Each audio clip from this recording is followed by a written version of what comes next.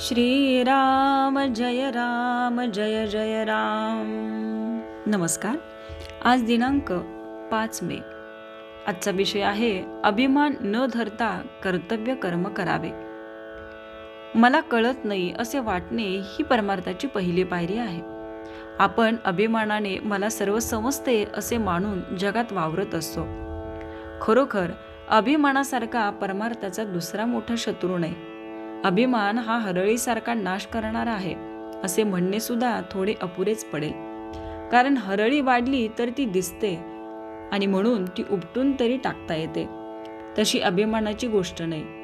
तो दिसत नाही आणि म्हणून तो केव्हा आणि कसा डोकेवर काढील याचा पत्ताच लागणार नाही। चित्तशुद्धीच्या मार्गात मोठी धोंड कोणती असेल तर ती अभिमानाची आहे, आणि स्वतःच्या कर्तबगारीने आपण त्याच्या तावडीतून सुटू असे म्हणणेही वेडेपणाचे होईल। त्याच्या कचाट्यातून सुटण्याचा मार्ग म्हणजे सद्गुरूला अनन्य भावे शरण जाऊन अभिमानाच्या तावडीतून सोडवण्याबद्दल त्याची सतत प्रार्थना करणे हाच होय। चित्तशुद्धी झालीये की शेताची मशागत पुरी झाली असे म्हणायला हरकत नाही। पुढे प्रश्न बी उत्तम असणे जरूर आहे। उत्तम बी कोणते हे कदाचित आपल्याला समजणार नाही, परंतु फळ चांगले कोणते हे सहज समजते। आता असे समजा, जी फळे गोड लागली त्यांचीच लागवड केली, तरी पण पुढे असे अनुभवाला येते की काही काळ लोटल्यानंतर काल मर्यादेप्रमाणे ते झाड मरते आणि अर्थात फळे मिळायची बंद होतात आणि त्यामुळे मन कष्टी होते। यावरून असे दिसते की आता गोड लागलेली फळे ही कालांतराने दुःखालाच कारणीभूत होतात। तर मग बी निवडताना असे पाहणे जरूर आहे की ज्याची झाडे कायम टिकणारी आहेत आणि फळे अक्षय सुखाचा लाभ देणारी आहेत। जगात उत्पन्न झालेली अशी कोणती वस्तू आहे की जी अक्षय टिकेल? कोणतीही नाही असेच उत्तर येईल। म्हणून विनाशी फळाच्या आशेने केलेले कोणतेही कार्य सुखाला नेत नाही असे म्हणावे लागते।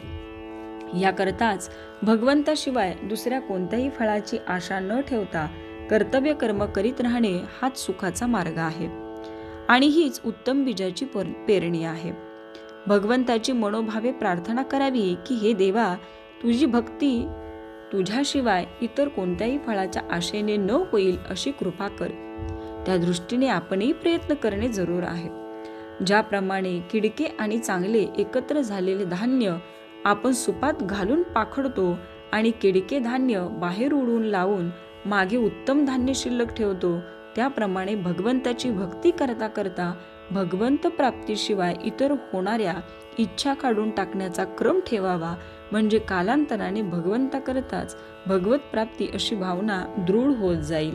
तात्पर्य, खरे सुख हे कायम टिकणारे पाहिजे। श्रीराम जय जय राम।